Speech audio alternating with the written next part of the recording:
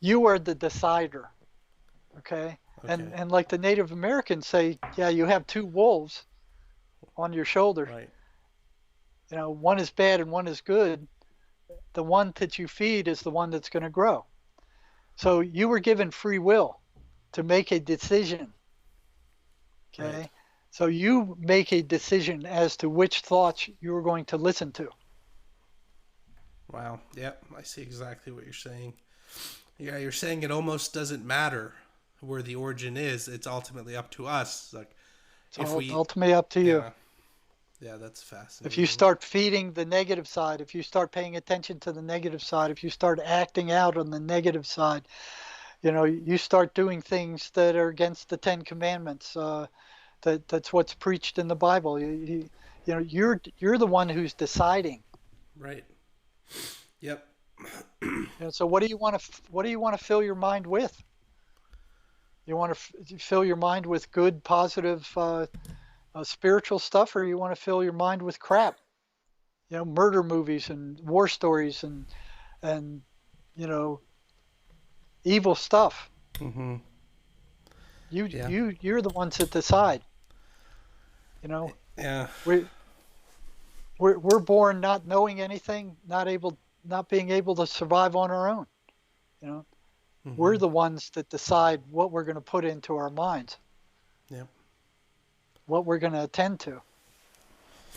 No, that's yeah, it's fantastic advice, and it gives people, that is the path to freedom for people who are struggling with this, but with it comes a lot of responsibility because it is up to us every day, every choice that we make, how we choose to live our lives, what we put in to our bodies and our minds, who we have around us. People want a quick fix, right? And I think that's the Right, allure of the modern health industry is people don't want to do the work. They want to take a right, pill, right? They right, exactly. And that's what psychiatry's pushing. Oh, we got a pill for everything. Come and see us. And the psychiatrist's office are full.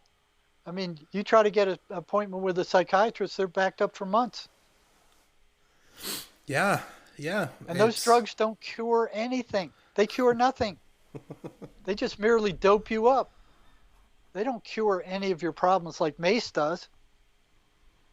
You yeah, know, they don't cure anything. yeah.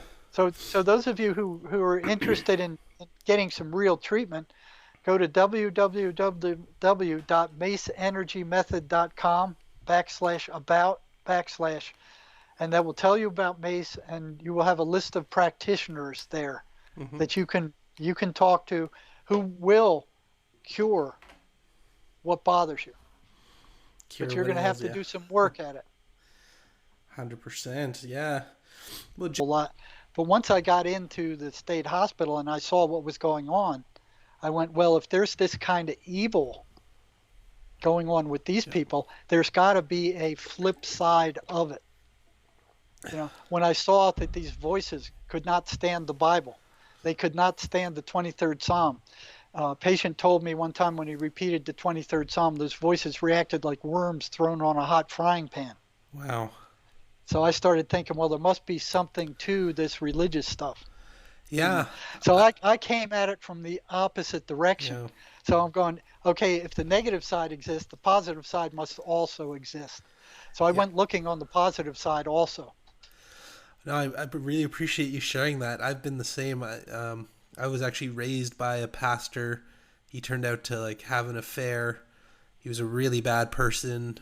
I've seen so much horrible stuff in the name of God and deferred, and given grace because the person is in a position of authority. There's great pastors out there. I know great pastors. Most of it, though, honestly, it's just a weird cult and narcissism in these churches.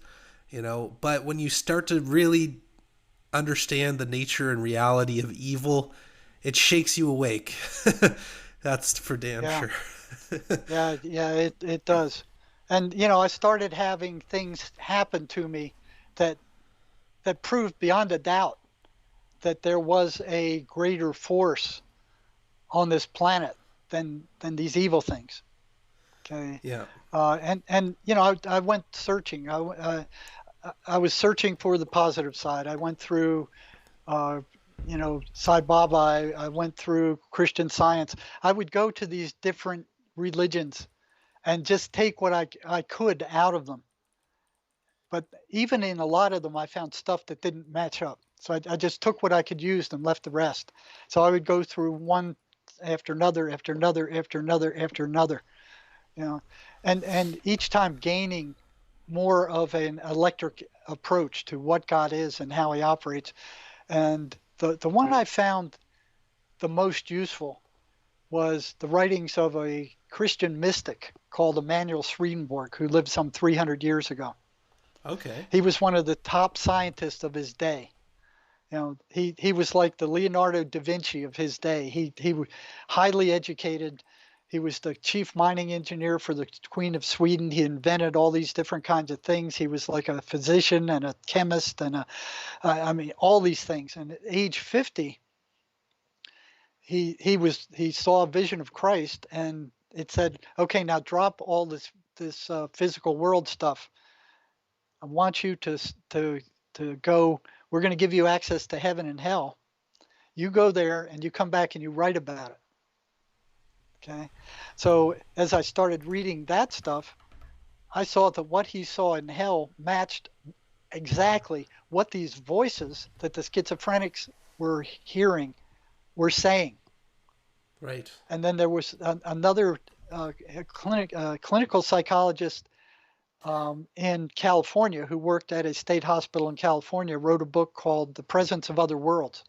And he was seeing the same thing I was seeing, that these voices matched exactly what Swedenborg was saying these evil spirits were and how they behaved on the other side. So I started having these experiences with these things. So I had both positive and negative experiences. I had a bunch of miracles come my way that were just earth-shakingly rattled me, that proved beyond a shadow of a doubt that there was a God Yeah. and there was something that was more powerful going on than what I see in physical reality. I mean, it would just, and these weren't just light things. These weren't just, I mean, they were earth-shaking things.